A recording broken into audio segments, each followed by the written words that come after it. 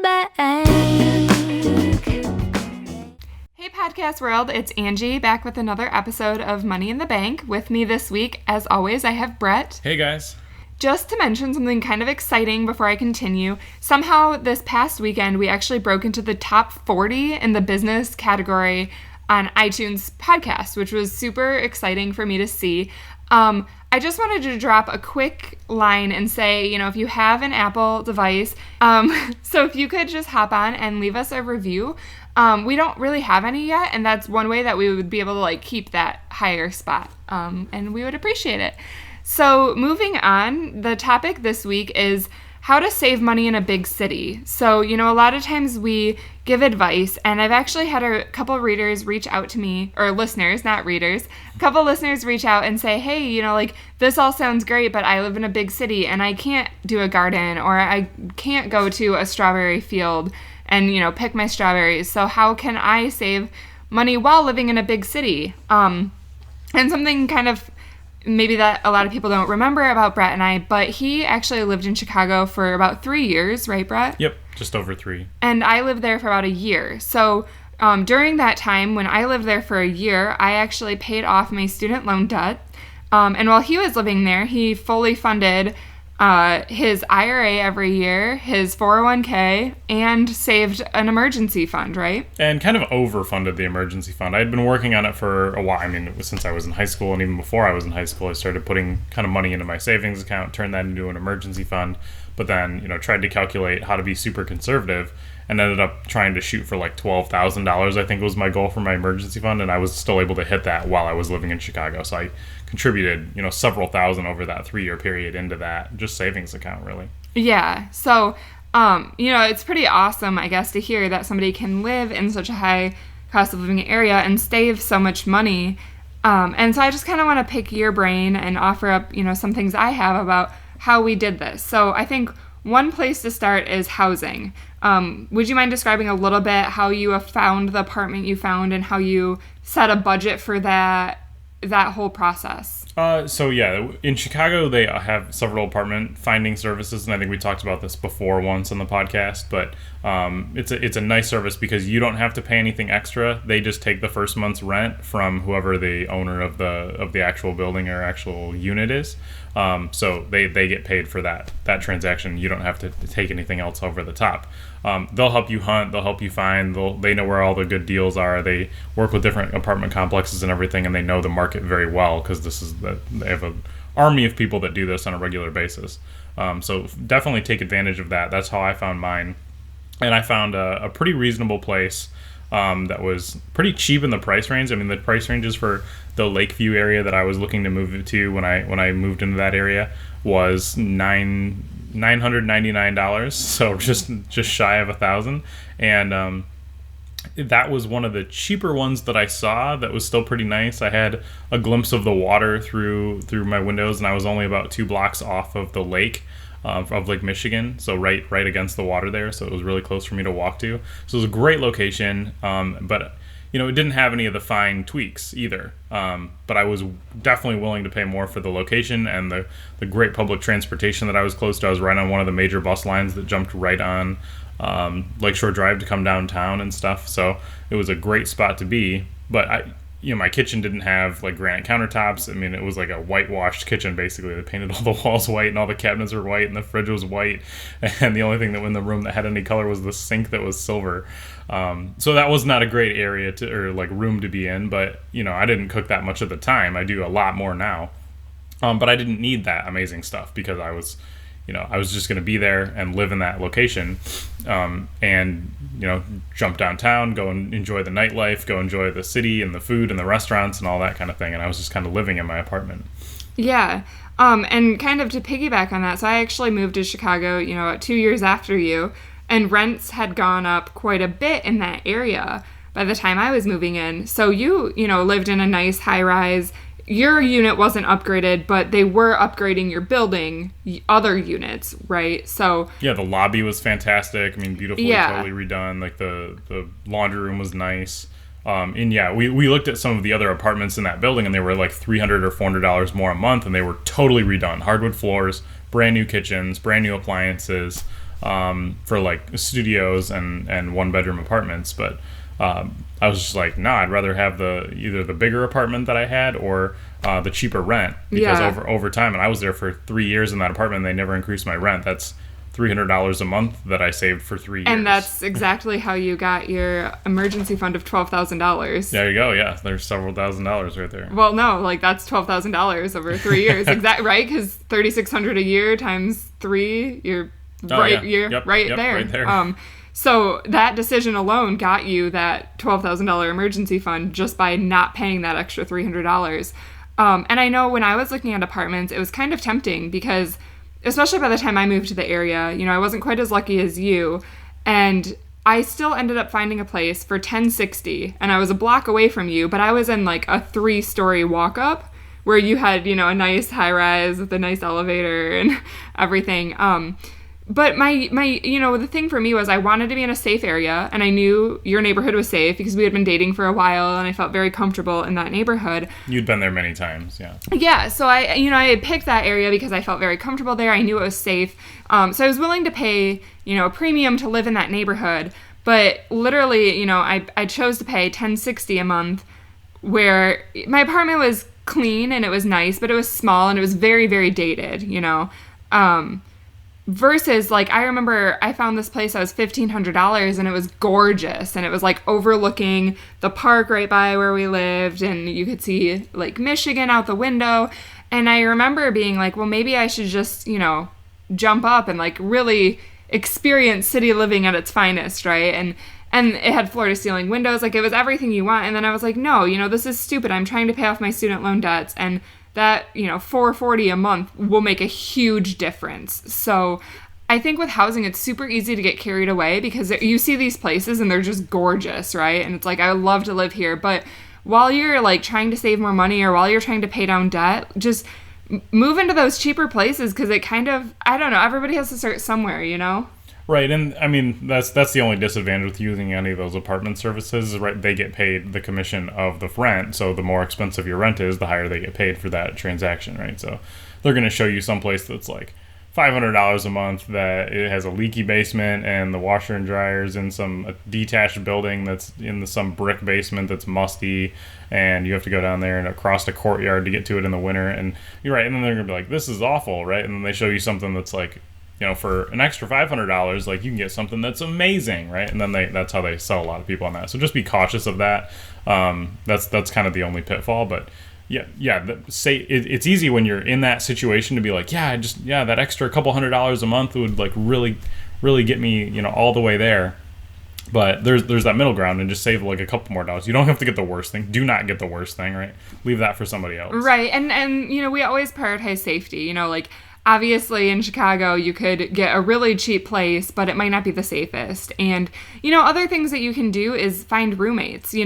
Brett and I, we weren't at the point in our relationship quite yet where we wanted to move in together, but obviously, if we would have saved $500 a month each, So, and I had friends that lived there that had done roommates, and the best deals to do if you had dual income in the same unit was to get a 2-bedroom apartment. They had the best values. Yeah. For the square footage and for the quality of the places. But I would say for a single person, don't get that second bedroom. Yeah, definitely don't think you need a guest room. Don't think you need an office. Like, you can make it work in a smaller space. And honestly, this is something Brett and I have talked about a lot. Sometimes we feel like right now with our 1,700 square foot house, we have way too much house. Like, we don't even use half of it.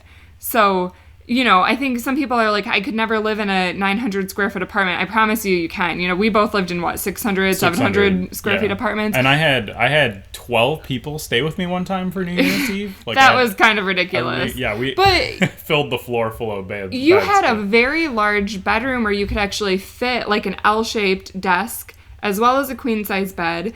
And a blow-up mattress. We fit a full-size queen blow-up mattress. We fit on the floor in there, too. Yeah. So. And you had a very open dining room, living room. So, I mean, I loved your apartment. I when I moved out of Chicago, actually, it wasn't hard for me to leave my place. But, I had been at Brett's place for a year before I moved to Chicago, visiting so much. And then the year while I lived there, I was over there quite a bit. And it was hard to leave your place. Like, I remember being sad. I loved that. To this day, with its white kitchen, like, I have the best memories of that place, even though it wasn't the nicest. It was just like, it felt very homey, you know. It was a nice place, even though it wasn't updated. So I will say, you know, if you look, you can find great places that you will get attached to and that you will love. And, you know, another option, if you don't want roommates, look into studios. You know, there's so many cool designs out there now, and IKEA has done so much with, you know, bedroom dividers or studio dividers that you can really define the spaces and not feel like, you know, you're just living in one big room necessarily. And you can get a good deal on those places too. Right, or the Murphy beds are good too. I mean, yeah, IKEA does some creative things, but the Murphy bed brand, which are the, you know, the secret beds that, like, you know, fold up into the wall or whatever, those are pretty interesting as well in that space. So you can really do a lot of creative things. This is making me so nostalgic for a big city. So, sorry we talked about that one for so long, but that's the biggest bang for your buck, really. I mean, you're going to see the most return over time if you make the right choice up front and are living in the right location and the right means for what your financial gain or your financial situation is. But yep, there's several more on the list we have here. All right, well, let's move on because we talked about that one a lot.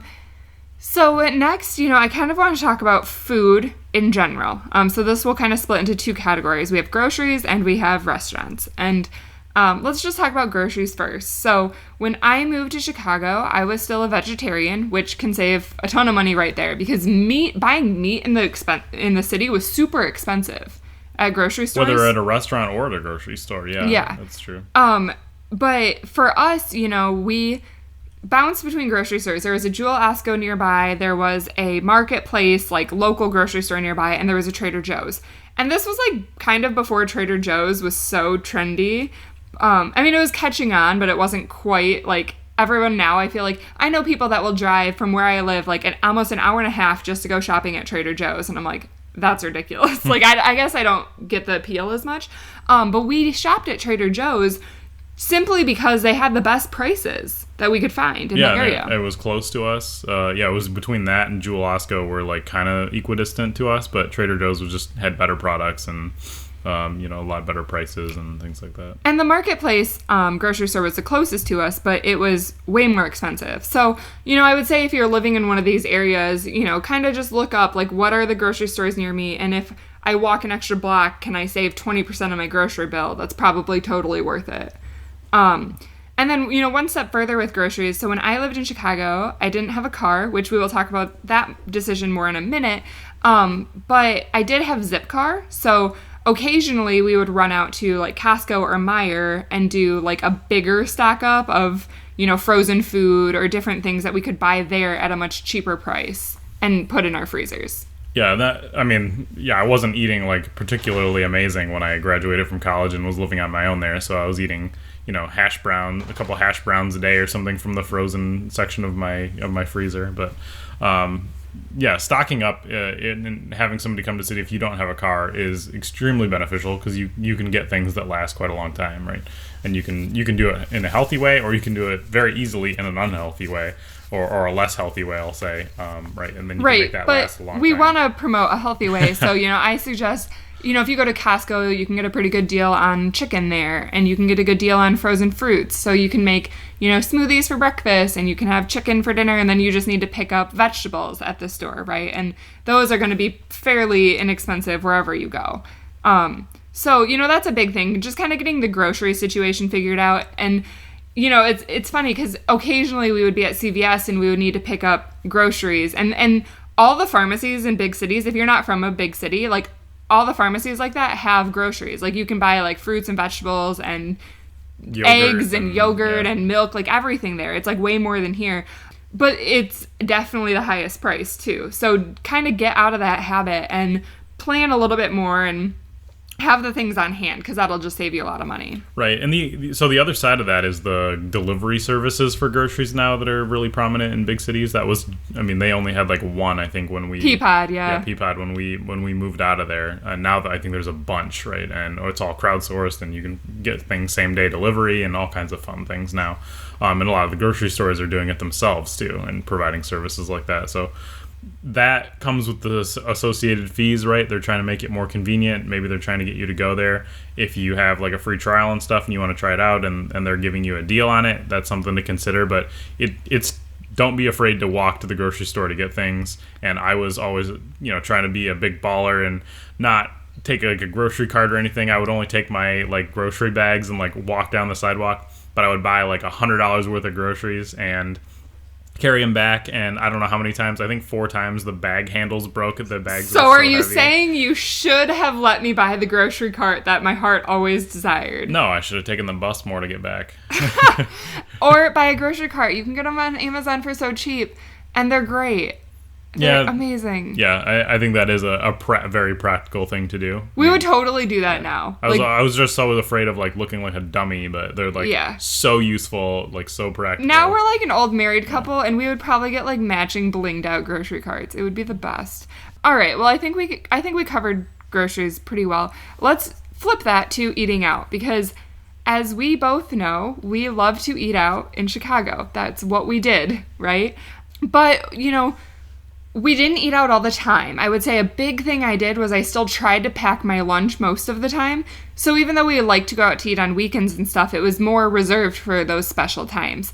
And when we did go out to eat, a lot of times we would split. So we wouldn't both get our own entree. We might just split a big one. Or, if we were really hungry, we might do an appetizer and an entree. But yeah, always. I think and maybe a dessert too. Or we'd just do an entree and a dessert. Something like that. That was always filling enough for us when we were there. Right.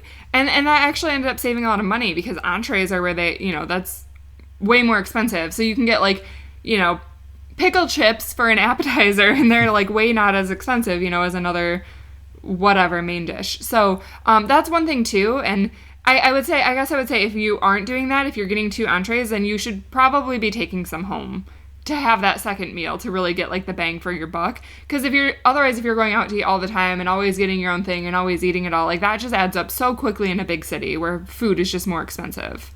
Yeah, and especially where we were in Chicago, you don't have a lot of fast food options, which was good also for health benefit wise. But you're not just going out and just like getting a bunch of stuff and then just filling it out. You're usually going more to a restaurant or somewhere where you're sitting down to go get a meal, unless you're going to like Subway or something to pick something up, because those are a little bit more abundant, or like the little dirty Mexican shop that has like the best food. But go there because it's cheap and amazing. Yeah, it's usually cheap and amazing. Most of the Asian places are pretty cheap and amazing. Like even if they don't look great on the outside, like give it a chance, because it's usually like one of the better places to go if you've just been walking by somewhere. Well, and I feel like there's always that like neighborhood Greek restaurant that has the gyros, like.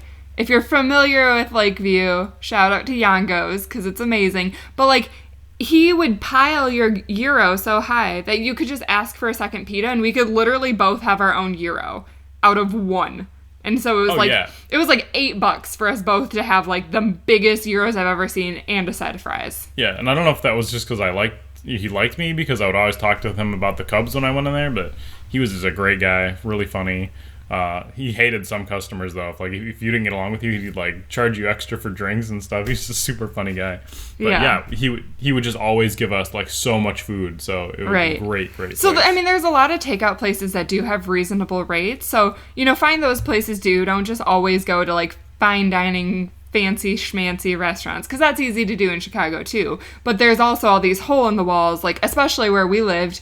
It really wasn't that expensive to eat out up north where we lived, because it was like all these, smaller ethnic type places that were really good, but, more inexpensive. They kind of looked dumpy from the outside. Like Pick Me Up Cafe is another one I'm thinking of, that it was kind of a dumpy place from the outside. The wait staff like may or may not be nice to you, but the food was amazing and it wasn't that expensive. Yeah, it's all either vegan or vegetarian food there, and for me, who is like a sole meat eater, basically, like there were a lot of things on that menu that I thought were very delicious. Yeah. Right, like that grilled Seton sandwich, which is all fake meat, right, or whatever it is. Oh, it's so good. Was like mostly barbecue sauce and covered in cheese, and it was just like so delicious. Like, yeah. I don't care what it was. So I guess regardless, going out to eat, just kind of be smart about it. Another big thing when we went out to eat is we did very, very rarely, if ever, did we get alcoholic beverages, because they're so expensive in a city. That's really their bread and butter most places. But up where we lived, there was also a lot of BYOB. So for $5, you could just, bring your own bottle of wine and they would uncork it for you. Or, where I was at that point in my life, they could twist off the cap for me. But I think, like finding places like that, if you want to have drinks and you can bring your own 6-pack with you, is just, you're going to save a lot of money doing that too. Because buying a beer in Chicago is just so expensive. Yeah, and do it when they have deals, right? Do it when they have happy hours. If you're going to drink, if you want to drink, then make it affordable. Like having like depending on the restaurant you go to, just always having a glass of wine with dinner can be, not necessarily the best financial decision because some places are just too expensive to get it.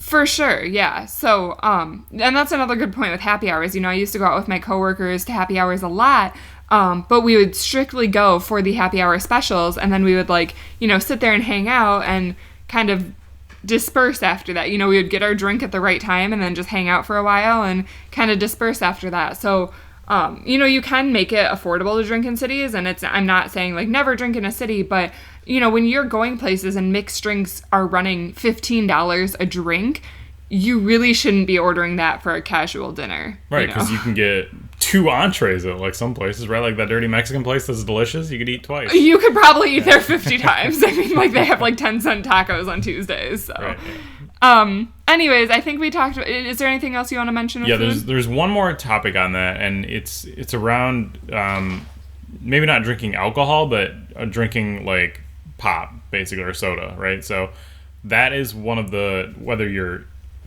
grocery shopping or whether you're drinking, and I'm not telling you whether to do it because it's healthy or not, but from a financial perspective, if you can trick yourself to cut that out of your lifestyle, that is, again, one of the, and I say this every time we have a podcast, it's the single greatest thing that you can do to help your financial situation is to not drink pop anymore. Because that's one of the biggest things that's technically a ripoff to you because it's 80% water and the rest is syrup and high fructose corn syrup, yeah. Yeah, and other chemical cocktails of stuff. But if you like it, whatever, I don't care. I'm not judging people, but it's an expensive thing. It costs them nothing to produce. They're basically hosing you on every time you get a drink like that, and so that's why I stopped drinking pop in middle school, I think, is when I realized. Stick it to the man. I was just I was every time I'm at McDonald's or whatever I was getting, I was just I'm not getting this pop. This costs you 2 cents to make, and you're charging me $2. That was more than $1 at that point. It was almost $2 for a large pop, and I was I am not gonna just give you $1.98 profit. Yeah, and that's a great point. That's something I would have never thought of. I was just never really a big pop drinker in my entire life, so. When I go out to eat, I get a water with a lemon. And you know what? If you really miss that taste of pop, get a sparkling water with a lemon, right? I mean, dump some sugar packets in it if you need it to be sweeter. Ask for more lemon. Make your own lemonade, right? I feel if you can get away from needing that Diet Coke or whatever it is, that's huge because a lot of restaurants now are charging $2.95 for that. And that adds up so quickly if you get it every single time you go out to eat, right? I mean, that's just as bad as the coffee that we harp on all the time. So yeah, and there's sometimes I go to the grocery store here too, where I just you see the guy walking around with his entire cart is just nothing but wall to wall cases of pop or Gatorade or something like that. I'm just wow, you just spent $80 on what is in your cart right now. I'm I never have to ever spend that, and you do it probably once a month, something like that. I hope it's once a month, the volume that guy had. Yeah. Right, but yeah, so anyways, all right, I think we got groceries and going out to eat covered pretty well now. So the next topic I want to talk about was driving. So, we're talking bigger cities here. You might live in mid-sized cities and you might need a car. This is more for Chicago, New York, San Francisco type cities where public transportation is so good that you do not really need a car and should not really be using a car to get around. So, for example, I lived in Chicago. I worked downtown Chicago. I worked 4 miles away from the office, and it would have taken me longer to drive there than it would to take the bus, likely, or equivalent, right? By the time I had found parking on both ends. And it was so much cheaper. So I didn't even bring a car with me. I used Zipcar when I needed it. And I just took public transportation. But it would have cost me $100 to park my car at my apartment, which was cheap. That's a deal. Oh, for sure. For where we lived, that was so cheap. But it would have cost me $350 to park my car at work. And that was the subsidized parking downtown Chicago price through my company, right? So do not, just don't take a car. Or if you really need a car, like, don't plan on driving it all the time, right? Like, don't drive to work every day. That's ridiculous. Don't think you're driving to the grocery store all the time. Walk. It's healthier, for one. The grocery store is not that far away, for two. And you're going to have to park on, both ends. It's just a pain in the butt. Right, and we're not talking about the suburbs. We're not talking about, like, being way outside of town, right? We're talking about being within, inner city limits of Chicago, where where the red line goes, where the blue line can reach, or especially New York, green lines and all that stuff. Right? Like, everything we're saying about Chicago, amplify by 10 for New York, right? Because you can get everywhere to everywhere relatively easily there. Yeah. Public transportation, like, I think some people are scared of it because they've never lived in a big city before, and it's like, it's so easy. Like, Google Maps makes it super easy to figure out. I mean, we were figuring out in foreign countries where we couldn't even speak the language, so you should be okay here, and you can ask people for help here, and, it's cheap. So when I was in Chicago, and I know rates have gone up, it was $86 a month to have unlimited rides. And, Brett did the math, and he wasn't going downtown as much as me, so you just paid per use, right? Yeah, and it was I was saving $20 a month, something like that, from getting, like, the unlimited or whatever. So yeah, it was worth it. Your transportation costs were $60 a month, right? Which is, and I'm harping on this only because this is such a huge money saver. That is cheaper than insuring a car in the city of Chicago and likely the city of New York. And probably cheaper than gas if you're not in the city, or if you're, right. And cheaper than gas, and cheaper than a car payment, and cheaper than parking. Right. So I couldn't have even parked my car at my apartment for less than what I paid for the entire month to get everywhere I needed to go. For us, it was when we needed a car. I did have a Zipcar subscription, which at the time, and again, rates have probably changed since then. This was quite a few years ago, but it was about $60 a year to have that, and then I paid per use on top of that. Right, and we'd have to look at that more. I think there's competing services that are out there now. I mean, you have Uber and Lyft that didn't exist at the time that we were there, and that's all competing now, and all the cabs and everything. So the ecosystem has changed quite a lot. But I am glad you brought that up. So even like cabs and stuff, or Lyft or Uber, like, I just wouldn't tell somebody to take that very often. That should be more like, oh, it's pretty late. I was at my friend's house until like midnight, and I just feel safer taking an Uber home instead of taking public transportation at this hour by myself. I did that a handful of times. But most of the time you're fine to take public transit instead of relying on these other services that obviously just cost more money. Right. Yeah, and I mean, it was always a mental decision that I was making after coming out of the bars in the middle of the night, right? Is it worth the $12 or $15 for me to cab home, or is it worth doing like the 25-minute walk, right? And so, the walk's good for you for one thing. If it's nice out, if it's like pouring rain, I'm probably going to jump in a cab for somewhere around $10. But you just have to think about it every time. Just don't be reactionary and be like, okay, it's night, or it's whatever, and every time I leave somewhere, I'm just going to take a cab everywhere I go. Right. Well, and I would say plan ahead a little bit. So, for me, it was like the buses came every 5 minutes. So, if I was in a super big rush, sometimes it was tempting to get a taxi, but I just had to remind myself, like, nope, just leave like 5 minutes early, and it's not a big deal, and I get where I need to go in the same amount of time. And one more thing I wanted to say about the car thing is, some people are like, oh, but I want a car for weekend trips or whatever. Well, just price it out, because sometimes it's cheaper. Like, when we wanted to take weekend trips in the city, sometimes we would just rent a car from O'Hare Airport, because you could get really good deals on Priceline to just rent a car for 3 days and return it to the same place. And, we did that, and we still came out ahead. Right, you just take the blue line out to the airport, and for, what was that, like $5 to do the full ride all the way out there, plus the rental car fee, you're still coming out way ahead for what some of the inner city prices were for the zip cars at the time. Yeah. So. All right, so I think we got that one covered. Just a couple more things we want to run down here, and then we will wrap this up.